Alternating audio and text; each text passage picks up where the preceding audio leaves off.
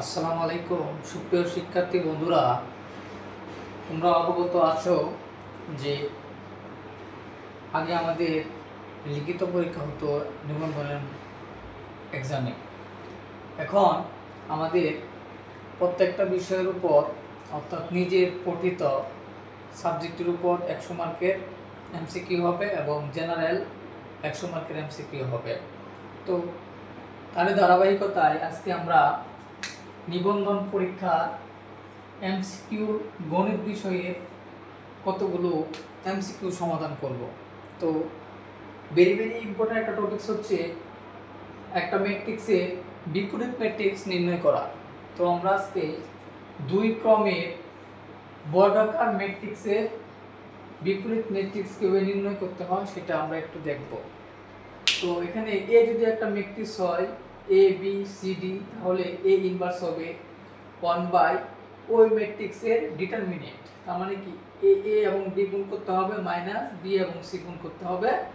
তারপরে কি করতে হবে, এই দুইটা এক্সচেঞ্জ করতে হবে, এইটা এবং এটার মধ্যে এক্সচেঞ্জ করতে হবে, আর দুইটার আগে মাইনাস বসাই দিতে হবে।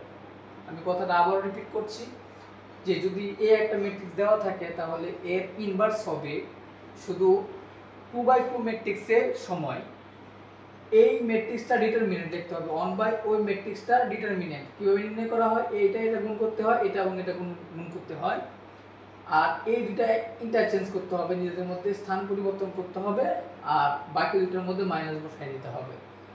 এবং এইভাবে আমরা এইটার কি করব, ম্যাট্রিক্সটা আমরা নির্ণয় করার চেষ্টা করব। তাহলে এইটা এই ইনভার্স কি হবে, এই ইনভার্স হবে এই ম্যাট্রিক্সের ডিটারমিনেন্ট। তাহলে এই ম্যাট্রিক্সের ডিটারমিনেন্ট হচ্ছে এইটা এবং এইটা গুণ করতে হবে। তাহলে গুণ করলে হচ্ছে 3 6 18 মাইনাস এইটা এবং এইটা গুণ করতে হবে, এইটা এবং এটা গুণ করতে হবে, তাহলে 4 5 কত 20। এখন ম্যাট্রিক্সটা কি হবে, এই দুইটা নিজের মধ্যে পরিবর্তন করতে হবে, তার মানে 6 এবং 3। এখন এই দুইটার মধ্যে মাইনাস বসাই দিতে হবে, জাস্ট আর কিছুই কাজ নাই, আমাকে মাইনাস বসাই দিতে হবে। এখন এটাকে ক্যালকুলেশন করলে যা হবে তাই হচ্ছে আমাদের অ্যান্সার। 6 - 4 5 3, অর্থাৎ এটাই হচ্ছে আমাদের অ্যান্সার। আশা করি সবাই বুঝতে পারছো। এখান থেকে 1 মার্ক অবশ্যই কমন পাবেন ইনশাআল্লাহ। সবাইকে অসংখ্য ধন্যবাদ। আসসালামু আলাইকুম।